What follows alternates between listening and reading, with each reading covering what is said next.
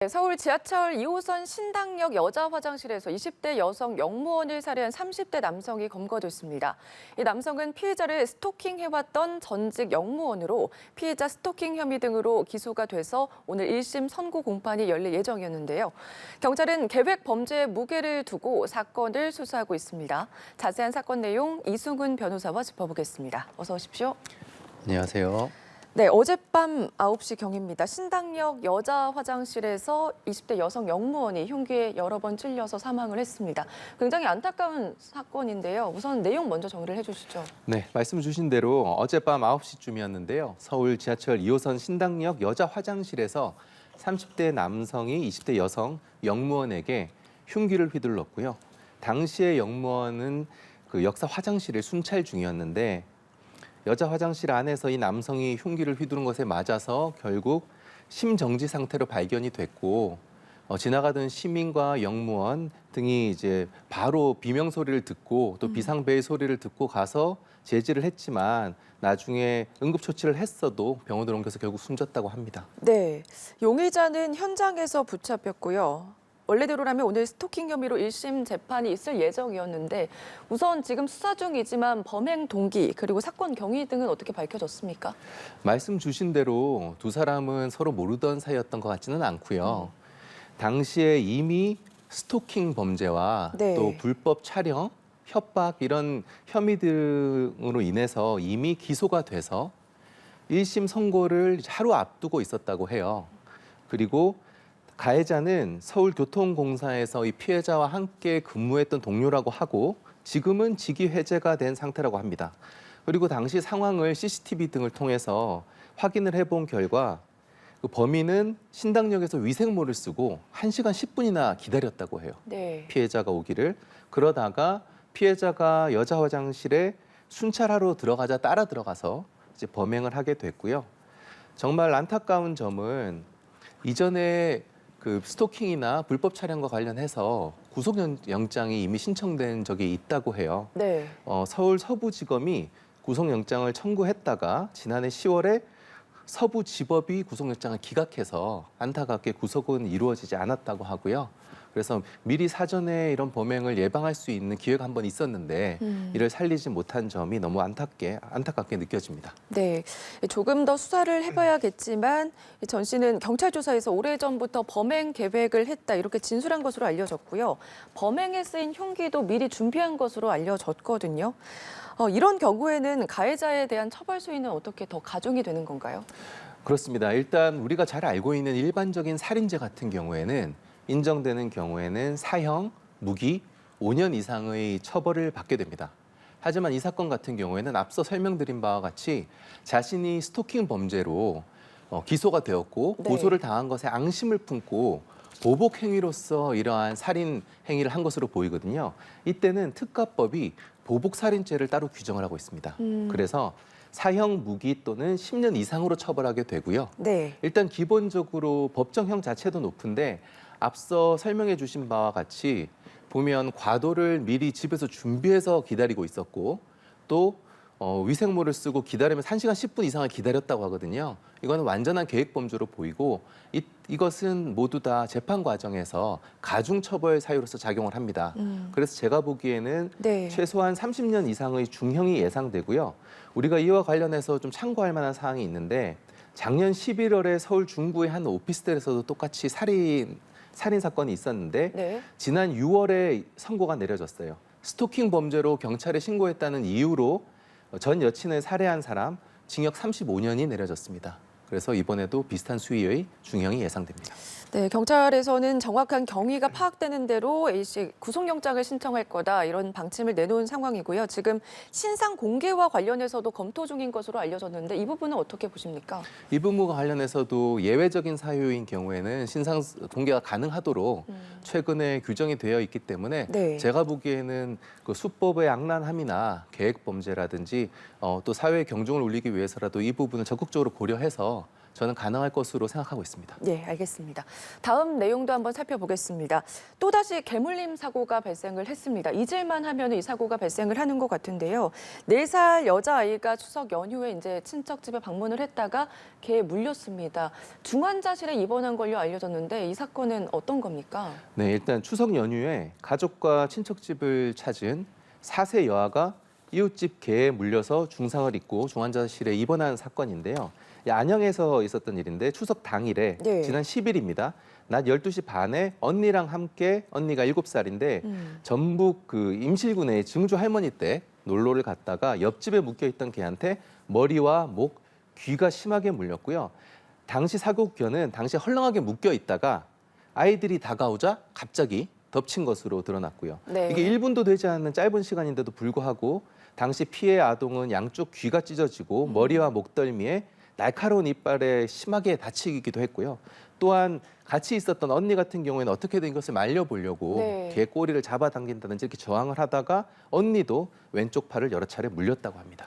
네, 굉장히 안타까운 사고인데요. 이 사고에 대한 지금 견주 측의 입장도 나왔습니까? 사실 그나마 불행 중 다행인 게 이 사건 견주 같은 경우에는 사고의 책임을 통감하고 인정을 하고 있어요. 네. 그래서 견주 같은 경우에는 형님처럼 지내는 집 조카들이 다쳐서 너무 안타깝다. 아이들이 회복하는 게 우선이다. 보상도 할 것이고 합의도 할 것이고 현재 동물보호소에 잡아둔 개가 돌아오면 네. 안락사 시키겠다. 네. 이런 입장을 보이고 있습니다. 네, 견주도 지금 동물보호소에 잡아둔 개가 돌아오면 안락사를 할 거다 이렇게 얘기를 했는데 지난 7월에도 이제 8살 어린 아이가 개에 물리는 사고가 발생을 했고요. 진짜 잊을만 하면은 개물림 사고 계속해서 나오고 있거든요. 이 사고가 반복이 되면서 일각에서 사람을 문 개에 대해서는 안락사를 해야 된다. 그런 법을 만들자 그런 목소리는 계속해서 나오고 있는 상황입니다. 우선 개물림 사고와 관련한 현행법은 어떻게 진행이 되고 있습니까? 크게 형법과 동물보호법에 관련된 법령이 규정이 돼 있어요. 네. 가장 많이 적용되는 경우에 형법상 업무 그 과실치상죄입니다. 그래서 개를 제대로 관리하지 못한 책임을 물어서 그 견주에게 형사 책임을 묻는 건데요. 500만 원 이하의 벌금이 내려지게 됩니다. 그 외에는 동물보호법이 규정을 하고 있는데 이때는 동물보호법 위반을 한 경우 보통 목줄을 하지 않았거나 아니면 입마개를 하지 않은 경우에는 네. 3년 이하 징역 또는 3천만 원 이하의 벌금이라는 상대적으로 무거운 형을 규정하고 있긴 한데요. 네. 사실상 적용이 잘 안 되고 있어요. 조건이 까다로워서. 예. 그래서 크게 이 두 가지가 처벌 규정이라고 생각하시면 됩니다. 그 외에도 동물보호법 제13조 2에서는 맹견이 사람에게 신체적 피해를 주는 경우 시도지사 등이 맹견에 대해 필요한 조치를 취할 수 있다고 규정을 하고 있긴 한데 네. 이게 10일 정도의 임시보호 조치에 불과하거든요. 그래서 실효성이 없다는 주장이 계속되고 있었죠. 네, 현행법은 지금 있지만 실효성은 없다 이렇게 말씀을 해주셨습니다. 그래서 그런지 지금 현행법에 대한 지적은 계속해서 나오는 상황이고요. 2년 후에 개정된 동물보호법이 시행이 되는데 이거는 그러면 어떤 내용입니까? 네, 방금 말씀드린 그런 문제점들을 사람들이 계속적으로 지적을 해왔기 때문에 예. 2024년에는 개정된 동물보호법이 이제 시행이 될 예정인데요. 몇 가지 내용을 살펴보면 이제 소위 우리가 맹견이라고 분류하는 견종이 있습니다. 네. 한 5가지 정도 있는데 뭐 도사견이라든지 불독이라든지 기질 평가를 거쳐야지 사육할 수 있는 허가를 내주는 그런 조항이 있고요. 또 개물림 사고가 있거나 이런 특별한 경우에는 심의를 거쳐서 안락사 처분도 가능하도록 하고 있습니다. 네. 지금 같은 경우에는 견주가 적극적으로 동의를 하고 소유권을 포기를 하고 하지 않으면 안락사를 강제로 시키는 게 쉽지는 않거든요. 그래서 이와 관련한 규정도 마련돼 있고 그다음에 맹견 사육 허가제라 그래서 사전에 허가를 받아야지 방금 말씀드린 맹견을 키울 수 있는 이러한 제도도 현재 마련 중에 있습니다. 네, 규정을 조금 더 구체적으로 마련을 해야 될 것 같은데 이게 2년 뒤에 시행이니까 적용 전까지 발생하는 사고에 대해서는 어떤 조치가 필요할까요? 그래서 지금 2년의 그 법률의 공백기가 있다고 볼 수 있는데요. 이때는 어떻게든 앞으로 2년 뒤에는 이게 다 불법화가 되고 문제가 된다라는 사전 계도를 통해서 사회적 인식을 제고하는 방법밖에 없을 것 같아요. 예. 2년 동안에는 상당히 걱정이 되는 상황은 맞습니다. 알겠습니다. 다음 내용도 한번 짚어보겠습니다.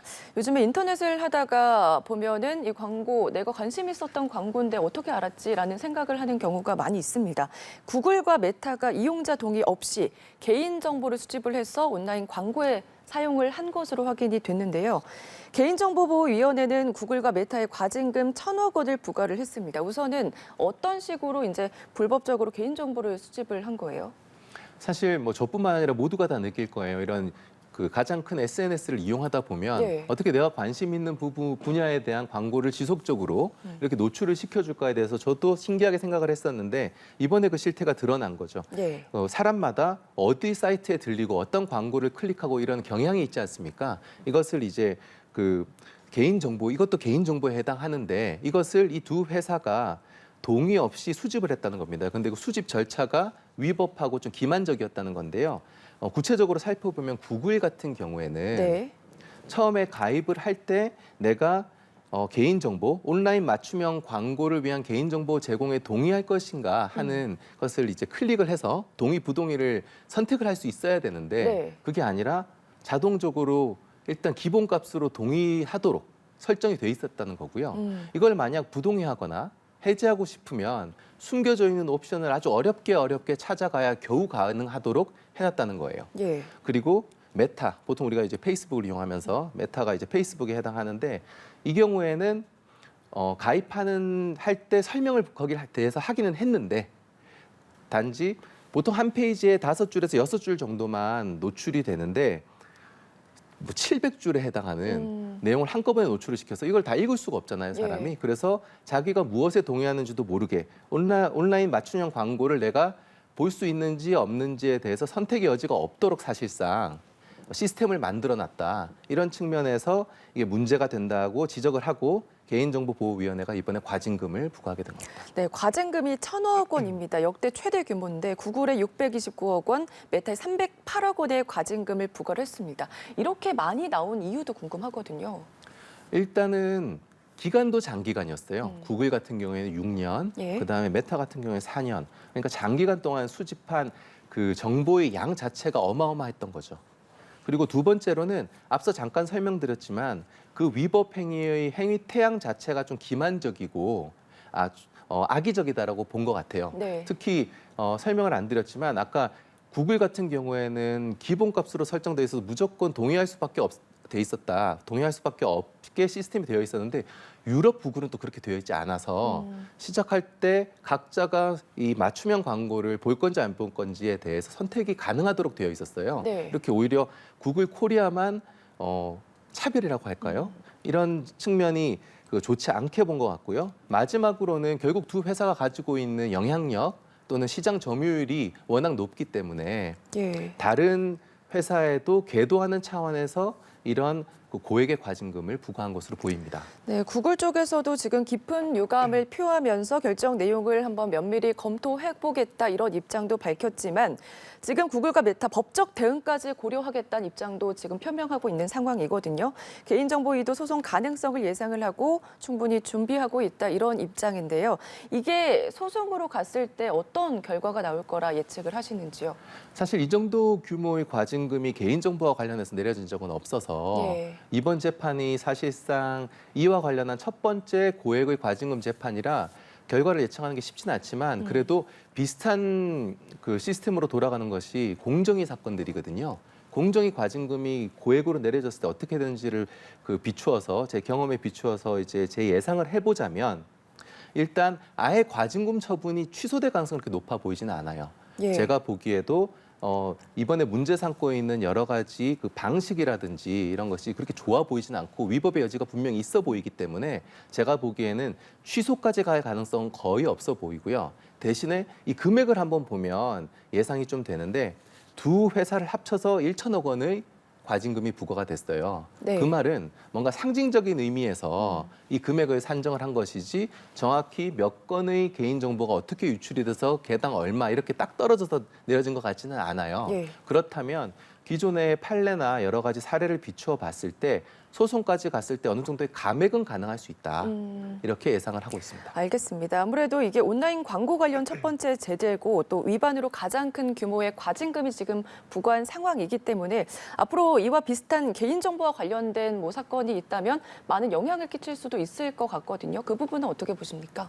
당연히 그렇게 될 거라고 생각을 합니다. 일단 당사자인 구글과 메타도 시스템을 변경할 수밖에 없을 거예요. 이런 일이 있었음에도 불구하고 그대로 유지하거나 이와 비슷한 시스템을 구축해서 개인정보 보호법 위반 여지가 있게 되면 훨씬 더 큰 과징금을 추가로 부과받을 거기 때문에 이 두 회사가 먼저 바꿀 것이고요.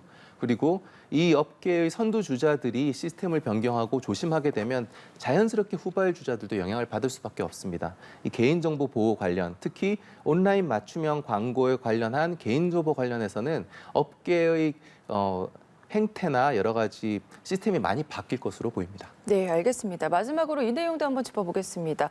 오후 2시부터 지금 배달앱 요기요의 운영사인 위대한 상상의 독점 규제 그리고 공정거래 위반 혐의로 지금 1심 선고가 진행 중입니다. 우선 어떤 사건인지 좀 정리를 해주실까요? 네.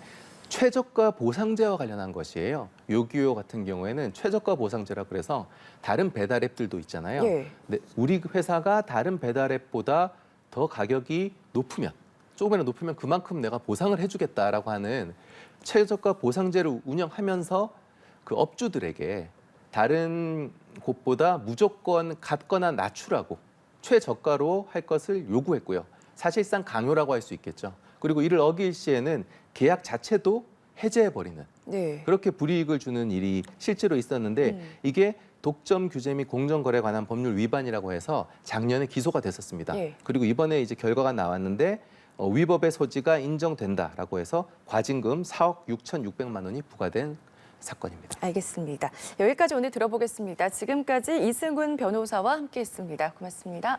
고맙습니다.